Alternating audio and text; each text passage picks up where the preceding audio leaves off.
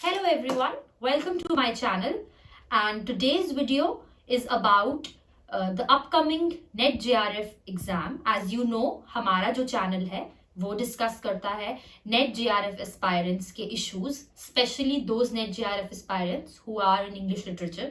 हम उनकी बात करते हैं और आप सब लोगों को ये पता ही है कि हमारा जो एग्जाम है वो आने वाला है और उसमें अप्रोक्सीमेटली आप लोगों के पास सिर्फ 30 डेज बचे हैं। तो आप सबको जो क्वेश्चन परेशान कर रहा है आज मैं उसी का जवाब लेकर आई हूँ, जो कि है कि आप इन 30 डेज को ऑप्टिमम यूटिलाइज कैसे कर सकते हो। तो क्योंकि मैंने एग्जाम बहुत बार दिया है तो मैं अपने एक्सपीरियंस आपके साथ शेयर करने वाली हूँ, ताकि जो जो मिस्टेक्स मैंने की और खुद मैंने उनसे सीखा है वो मिस्टेक्स आप अपनी जर्नी में रिपीट ना करें। तो ये वीडियो है about how to make the optimum utilisation of the 30 days left for your NET JRF English literature. So let's begin the video. First of all, सबसे important, no matter how much I emphasise, it would still be less that paper 1 is the backbone of NET JRF exam.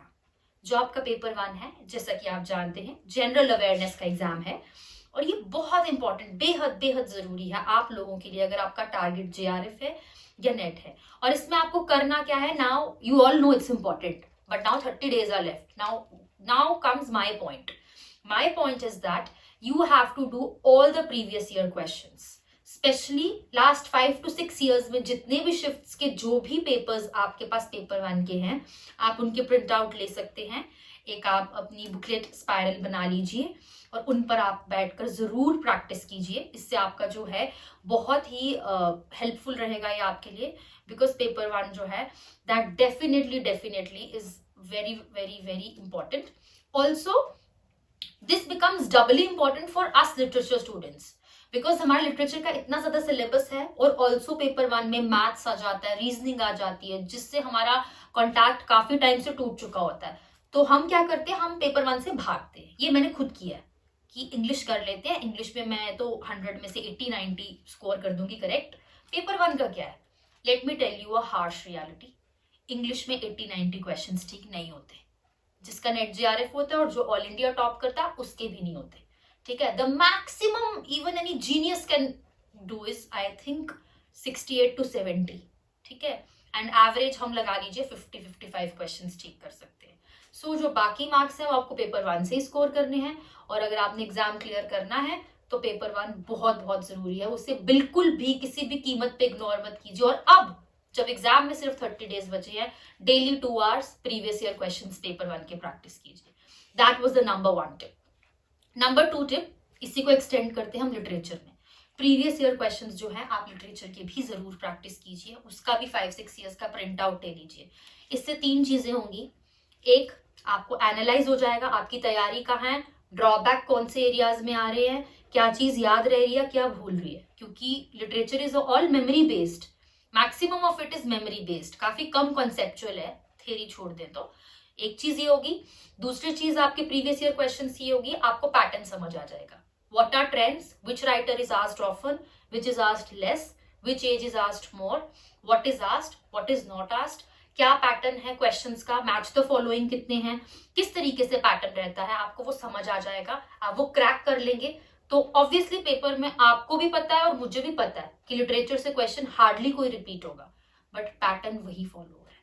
और तीसरी बात, आपको trend पता चलेगा। पिछले 2-3 बार का अगर आप पेपर देखेंगे, आप देखेंगे, मतलब जो मैंने ऑब्जर्व किया है कि Indian writings in English is a boom, is a game changer, ठीक है। तो आप ये चीज देख लीजिए कि आपको प्रीवियस ईयर क्वेश्चंस दोनों के प्रैक्टिस करने हैं, paper 1 plus paper 2। Now the third tip, which is very very important again, is that you should know that your exam is a computer based test, ठीक है। हम लिटरेचर स्टूडेंट्स हैं, we love books and pens and pencils and notebooks, so what we tend to do is हम पूरा साल अपनी किताबों पे नोट्स बनाने लगे होते हैं और जब हम वहां जाते हैं तो हमें समझ ही नहीं आती कि अब स्क्रीन के आगे करना क्या है, ठीक है। A lot of us are not tech savvy because हम वो शेक्सपियर टाइप के लोग हैं और हम वो वर्ड्सवर्थ टाइप के, रोमांटिक टाइप के लोग हैं जिनको किताबें पसंद है और पेजेस पसंद है। मुझे पर्सनली बहुत पसंद है। तो जब आप पहली बार कंप्यूटर के सामने जाते हो तो आपको पहले थोड़ा समझ ही नहीं आता है कि क्या हो गया। So whatever you do give mock test. जो आपके मॉक टेस्ट है वो कंप्यूटर बेस्ड ऑनलाइन टेस्ट होंगे। जब आप कंप्यूटर पे टेस्ट देंगे तो जो आपका एक्सपीरियंस है दैन जो पेपर पेन पे एक्सपीरियंस है उससे बहुत बेटर होगा, which will automatically help you score better and also time constraint भी उसमें रहेगा। आपको 3 आवर्स में पेपर फिनिश करना है। इट्स नॉट अ पेपर, क्योंकि स्पाइरल वाले जब आप क्वेश्चन पेपर्स करेंगे तो you can take 2-3 months, but जब आप ऑनलाइन मोड पे एक मॉक टेस्ट में बैठेंगे it has to be summed up in 3 hours. So आपका टाइम कंस्ट्रेंट स्पेशली जो मैं पेपर 1 में और 2 में बैलेंस करने में आता है। एक इंपॉर्टेंट बात यहाँ पर मैं मेंशन करूंगी कि प्रीवियसली क्या किया जाता था कि हमें 3 आवर्स के टाइम में 2 आवर्स फॉर पेपर 2 लिटरेचर और 1 आवर फॉर पेपर 1, बट 3-4 साल से इन्होंने क्या किया है 3 आवर्स इन टोटल मिलते हैं। You can use your time as your wish.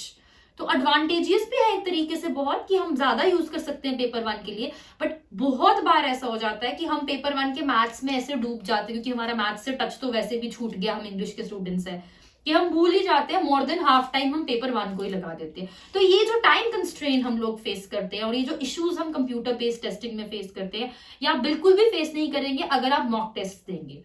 तो अब आप डेली नहीं तो एटलीस्ट ऑल्टरनेट डेज पे मॉक टेस्ट देना शुरू कर दीजिए, because 30 days are left. At least 10-15 mock test तो देने ही चाहिए आप लोगों को। This was tip number 3। Tip number 4 which is very very important and specially मतलब अब ये जो है लिटरेचर के स्टूडेंट्स के लिए है, this is no time for making notes. जितने बना दिए, रोमांटिक एज तक बना दिए, विक्टोरियन तक बना दिए, मॉडर्न तक बना दिए, सब बना दिए, just go for revision whatever you know। अब 2 कैटेगरीज के बच्चे, एक वो जो 6-6 महीने साल से प्रैक्टिस कर रहे हैं, शायद बहुत सालों से प्रैक्टिस कर रहे हैं और लगे हुए हैं इस एग्जाम के लिए। एक वो लोग हैं जो शायद जॉब में हैं, उतना टाइम डिवोट नहीं कर पाए हैं, और या मतलब और उनके जो रिस्पॉन्सिबिलिटीज हैं वो ज्यादा है, but they filled the form. आपको भी मैं यही बोलूंगी कि अब नोट्स बनाने मत बैठिएगा, बिकॉज आप लिटरेचर आपको पता है कितना वास्ट है, तो नोट्स बनाने का जो टाइम है वो खत्म हो चुका है। ठीक है, जितने नोट्स बन गए हैं, now stick to revision. Revision is extremely important for this, मतलब 30 days का जो स्पैन है बहुत जरूरी है कि आप अच्छे से अपनी जो है बार बार जो आता है वो रिवाइज करें, रादर देन जो छूट गया उसकी टेंशन लेने से। And also you never know कि आपने जितना चंक पढ़ा मेजर चंक वहीं से आ जाए। This is the advantage of the exam. ठीक है, वास्ट सिलेबस का ये एडवांटेज है, you can be lucky. So अब आपने जितना पढ़ लिया, stick to revising that only. अब एक और इंपॉर्टेंट टिप लिटरेचर स्टूडेंट्स के लिए है कि literary theory is extremely important. ठीक है, तो आप क्या कीजिए, आपने थ्योरीज अभी तक पढ़ ली होंगी, नोट्स आपने बना लिए होंगे। उसमें एक चीज है, कॉन्सेप्चुअली तो आपने समझा ही होगा कि मार्क्सिज्म क्या है, फेमिनिज्म क्या है, structuralism, post structuralism and all the important theories आप समझ चुके हैं। उसमें अब आप क्या कीजिए, मेजर 5-6 राइटर्स जो हर थ्योरी के हैं, एक कॉपी लीजिए, उनको लिख लीजिए, 5-6 राइटर्स, उनके वर्क्स के नाम और ईयर लिख लीजिए, नाम और year of publication, because match the following बहुत ज्यादा आएंगे। उसमें आपको यही दिया होगा कि एक क्रिटिक दिया है और वर्क दिया है, 4 क्रिटिक 4 वर्क, आपको मैच करने हैं वर्क्स, या ईयर दे दिया।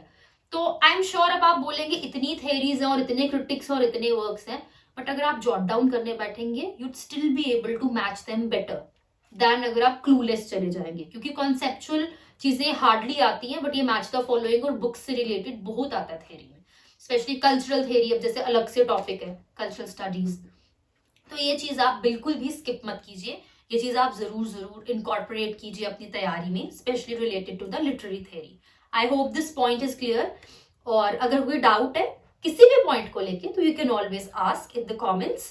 और एक और टिप, अब जैसे मैंने बोला वो लोग जो बिल्कुल नहीं पढ़ पाए हैं, तो मैं आपसे ये नहीं कह रही हूँ कि अब आप मतलब नए नोट्स भी मत बनाइए और आप जाइए ही मत, या अब आप क्या कीजिए you sleep. No, these are your 30 days।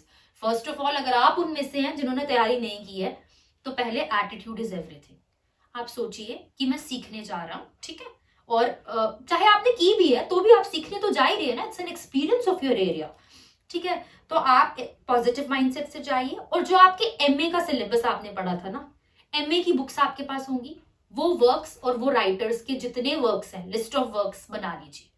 30 days में आप इतना ही कर पाएंगे कि पीजी का अभी जो लेटेस्ट सिलेबस है और जो यूजी पीजी में आप लिटरेचर का पढ़ चुके हैं, वो जो राइटर्स हैं, जैसे चार्ल्स डिकेंस का हार्ड टाइम, चार्ल्स डिकेंस का अब आप क्या करेंगे, आप हार्ड टाइम्स तो आपको प्रिस्क्राइब्ड है, बट आप उसका पूरा लिस्ट ऑफ वर्क्स जो है जिसमें David Copperfield, Dombey and Sons, Great Expectation सब आ जाएगा।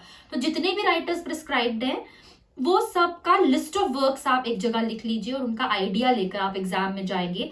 तो एक क्वेश्चन ये है कि ये तो नहीं है कि शॉर्ट एग्जाम क्लियर होगा, but still you would learn a lot and it would help you cover a lot of syllabus. ठीक है, तो ये 30 डेज में अगर आप ऐसा करते हो तो हार्डली 50 राइटर्स बनेंगे आपके पास, और आप उनका लिस्ट ऑफ वर्क्स और उनका जो पूरा वर्क लिस्ट और काम जो है किस तरीके का है और क्या क्या वर्क्स हैं वो करेंगे। It will be highly beneficial for you, specially for the ones जो जिनकी प्रिपरेशन उतनी अच्छी नहीं है और ऑल्सो वो ये वीडियो देख के सोच रहे हैं कि वो नोट्स भी ना बनाए 30 डेज के स्पैन में, तो ये जरूर करें वो। ठीक है, और सबसे एक डोंट है जो बड़ा इंपॉर्टेंट है, वो ये है कि even if you are studying in groups, do not compare your preparation to the other person's preparation. Literature is very subjective and very vast as a field. तो जब आपकी तैयारी और सामने वाले की तैयारी में फर्क होगा ही होगा, तो बॉग डाउन नहीं होना है कि उसने इतना पढ़ लिया, इतना परसेंट पढ़ लिया और मैंने इतना परसेंट पढ़ लिया। सबकी अपनी जर्नी है and it's never too late to begin. तो आपने अपनी प्रिपरेशन का कंपैरिजन किसी से नहीं करना है और आपने अपनी जर्नी पे इन पॉइंटर्स को दिमाग में रखते हुए उसे इंप्रूव करने की कोशिश करनी with in the 30 days of time span that you have. So I wish you all the best and I hope that you learn from the insights that you've gained from my personal experiences, and all of you will definitely benefit from this, and I pray to God that all of you definitely clear this time. All the best.